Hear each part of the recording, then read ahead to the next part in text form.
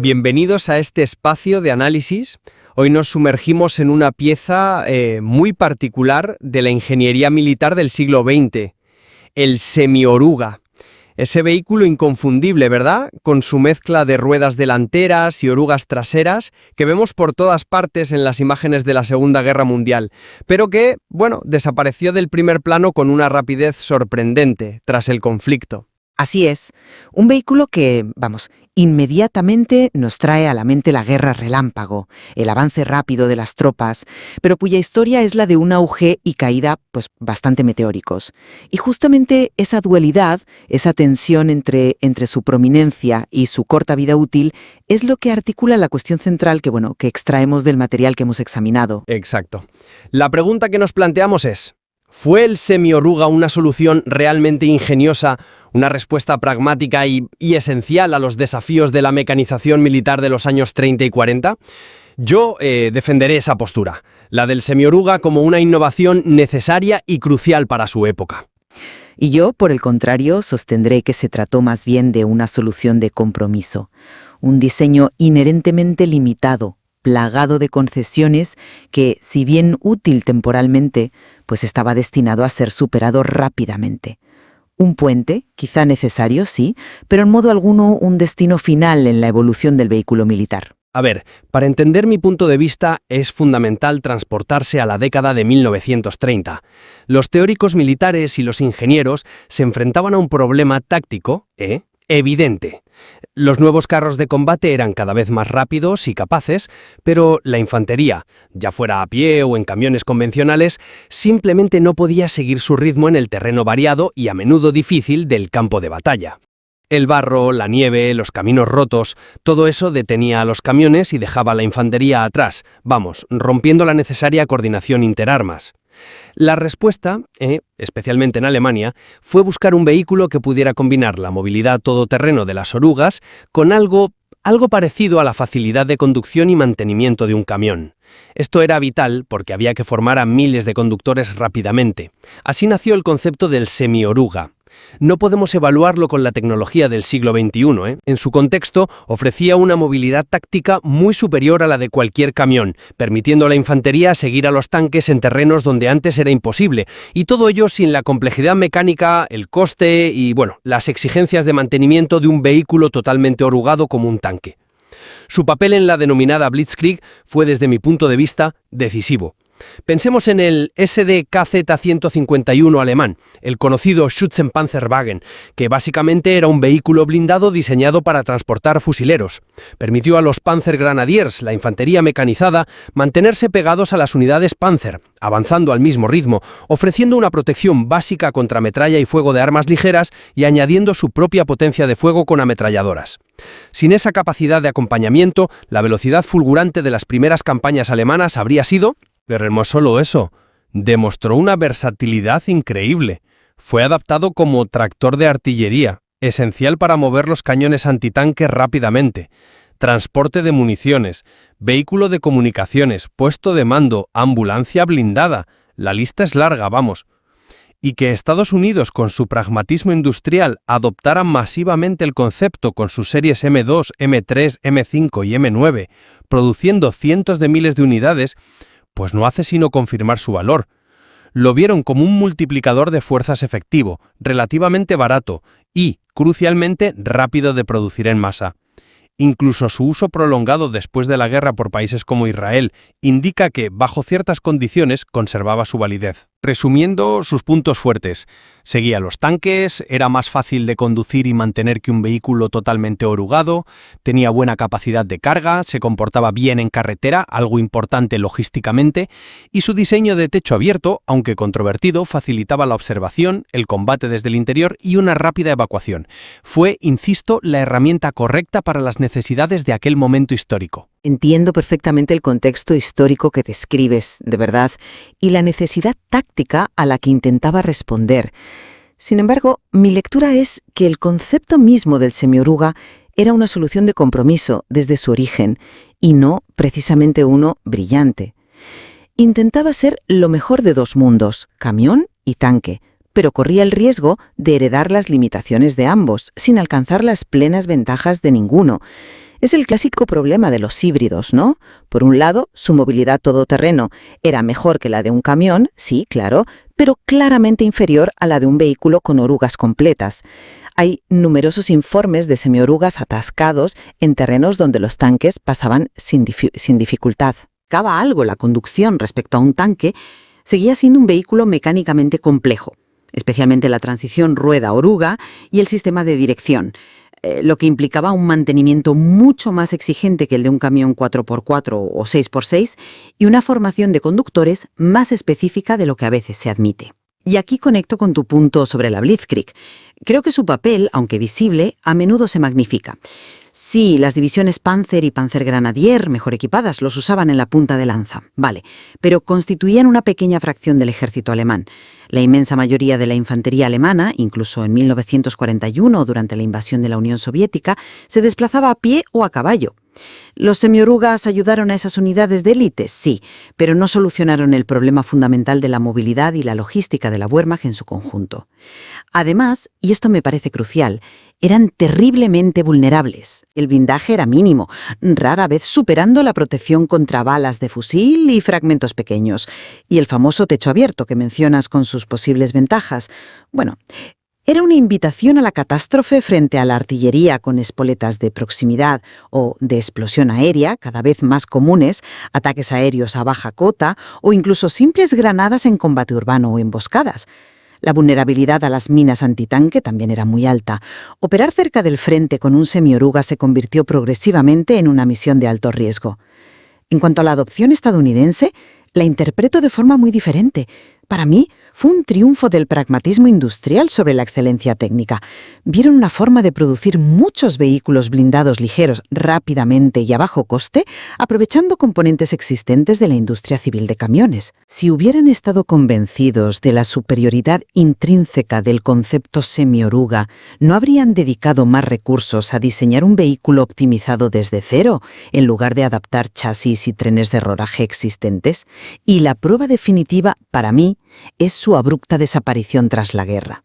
Ni Estados Unidos, ni la Unión Soviética, ni el Reino Unido, ni ninguna otra potencia continuaron desarrollando o fabricando semiorugas. Los excedentes se usaron, sí, porque eran baratos y abundantes, como bien dices en el caso de Israel, pero nadie invirtió en nuevas generaciones. Las soluciones temporales cumplen su función y luego se abandonan. Sus limitaciones eran demasiado evidentes. Complejidad mecánica relativa, protección insuficiente para el campo de batalla moderno, exposición de la tripulación y movilidad todoterreno mediocre comparada con las orugas. Un diseño que, en retrospectiva, pues parece un callejón sin salida tecnológico. Entiendo tu escepticismo sobre el diseño intrínseco, pero vuelvo a la cuestión de la necesidad histórica frente a la idea de un compromiso defectuoso. Insisto en que, dadas las capacidades industriales y tecnológicas de años 30 y principios de los 40, no había muchas otras opciones realistas para lograr esa combinación de movilidad táctica, producción en masa y relativa sencillez operativa. Los vehículos totalmente orugados para transporte de personal apenas existían conceptualmente y hubieran sido prohibitivamente caros y complejos de fabricar en las cantidades necesarias. Los camiones blindados con ruedas tenían una movilidad todoterreno muy limitada. El semioruga, con todos sus posibles defectos, fue la solución factible, la que permitió dar un salto cualitativo en la movilidad de la infantería en ese momento crucial. Fue un habilitador pragmático, no una quimera tecnológica. Quizás no era perfecto, claro, pero ¿qué alternativa real existía entonces para mover a la infantería al ritmo de los tanques? Sigo pensando que calificarlo de mejor solución posible es generoso. Fue una solución disponible, sí, estoy de acuerdo, pero eso no la convierte en buena. Su naturaleza de parche, de intento de conciliar dos principios de propulsión incompatibles, le impuso limitaciones fundamentales desde el tablero de dibujo, limitaciones que a la larga demostraron ser fatales para su supervivencia como concepto. Esa hibridación inherente, en mi opinión, no fue una fuente de fortaleza, sino la semilla de su propia obsolescencia. No proporcionó una base sólida para la evolución futura, sino que representó un escalón intermedio que la tecnología posterior se apresuró a dejar atrás. Hablas de que fue la solución factible, pero ¿a qué coste en términos de eficacia y supervivencia en combate?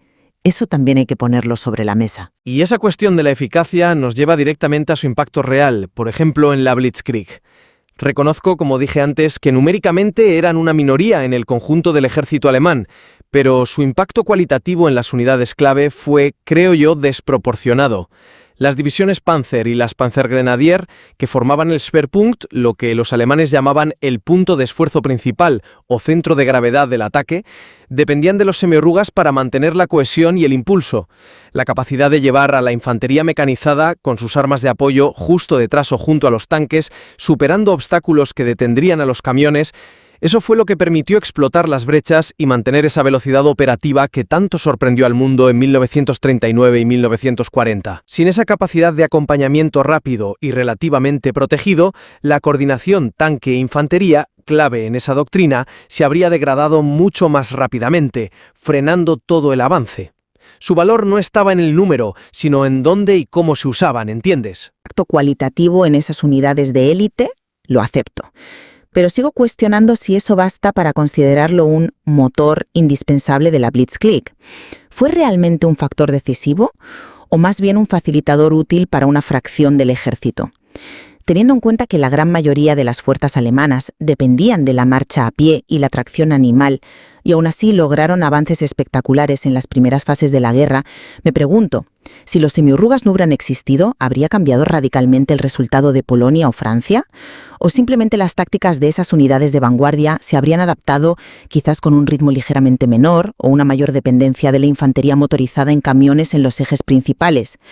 Quizás su contribución fue significativa en ciertos momentos y lugares, sí, pero dudo que fuera el pilar fundamental que a veces se describe. Su ausencia total quizás no habría detenido la Blitzkrieg, aunque sí la habría modificado, claro. Hablando de impacto y escala, eso me lleva a la producción estadounidense. No veo cómo interpretar la decisión de Estados Unidos de fabricar cientos de miles de semiorugas, las cifras son asombrosas, superando ampliamente la producción alemana y desplegarlos masivamente en todos los teatros de operaciones como algo distinto a una validación rotunda de su utilidad. Estados Unidos tenía la capacidad industrial para fabricar casi cualquier cosa que se propusiera. Si eligieron el semioruga M2, M3 y sus variantes como su principal transporte blindado de personal, fue porque vieron en él una solución eficaz, versátil y crucialmente adaptable a sus métodos de producción en masa. Fue el vehículo que mecanizó a gran parte de su infantería y unidades de apoyo. Eso, para mí, habla volúmenes sobre el valor práctico que se le reconoció en plena guerra. Pero es que yo extraigo la conclusión opuesta, precisamente de cómo lo hicieron. El énfasis absoluto en la simplicidad, el uso extensivo de componentes de camiones comerciales preexistentes, motores, transmisiones, ejes, sugiere que la prioridad número uno era la cantidad y la velocidad de producción, no la optimización del concepto semioruga en sí. Fue una solución suficientemente buena para poner bajo blindaje ligero a muchísimos soldados lo más rápido posible, aprovechando al máximo la base industrial civil. No veo ahí una apuesta convencida por la superioridad técnica del diseño híbrido rueda-oruga, sino una decisión pragmática dictada por la urgencia y la escala masiva de la movilización.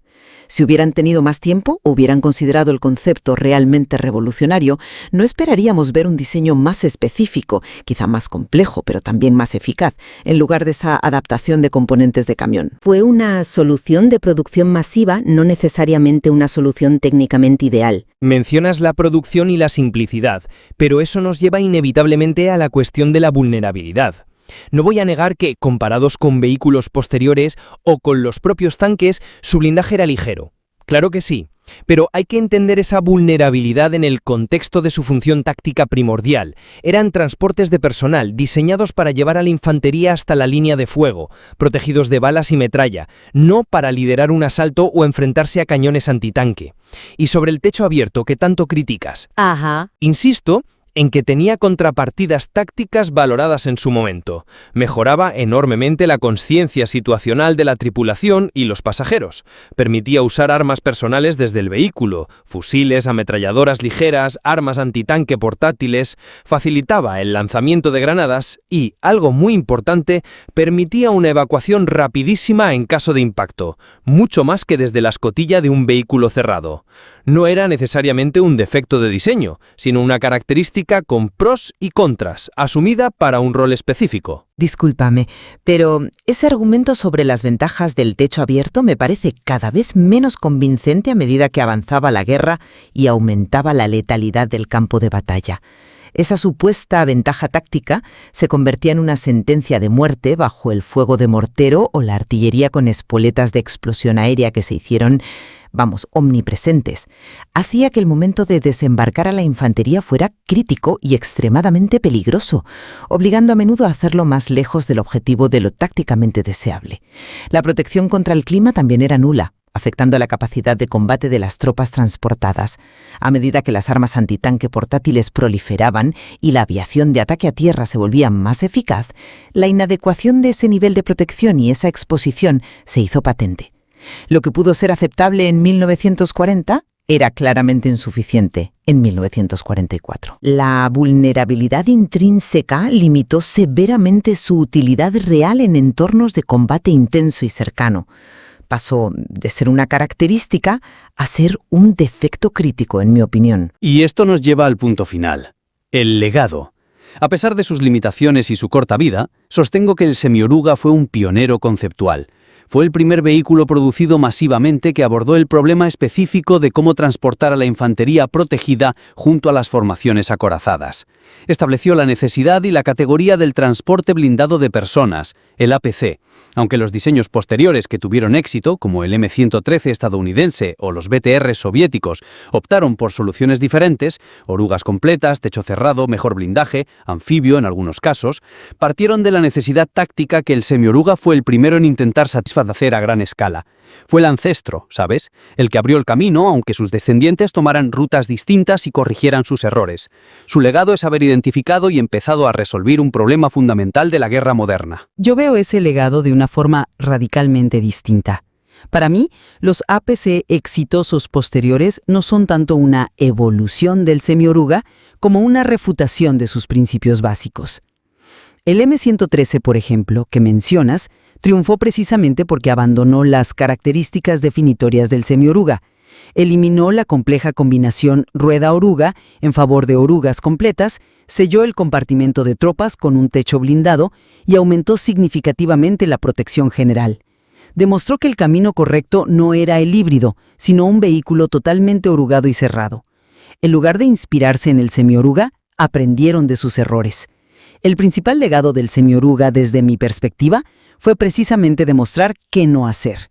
Sirvió como una costosa lección sobre los peligros de los compromisos de diseño en un entorno tan exigente como el campo de batalla moderno. Y su práctica desaparición de los arsenales mundiales poco después de la guerra es la prueba más elocuente de que el modelo fue considerado un callejón sin salida, superado y abandonado, no una base sobre la que seguir construyendo. Bueno, para resumir mi visión, el Semioruga fue una pieza fundamental, casi un centauro mecánico, como alguien lo describió alguna vez, indispensable en la crítica transición hacia la guerra totalmente mecanizada. Facilitó una velocidad operativa, una coordinación interarmas y una capacidad de proyección de la infantería que no tenían precedentes en su momento.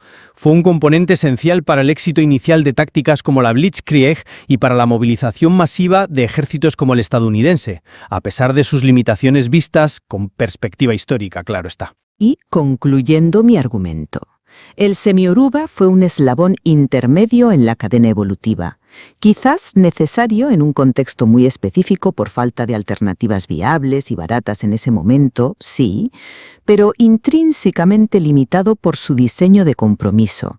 Cumplió una función temporal, actuando como puente hacia los vehículos blindados de transporte de personal modernos, mucho mejor adaptados a las realidades del combate.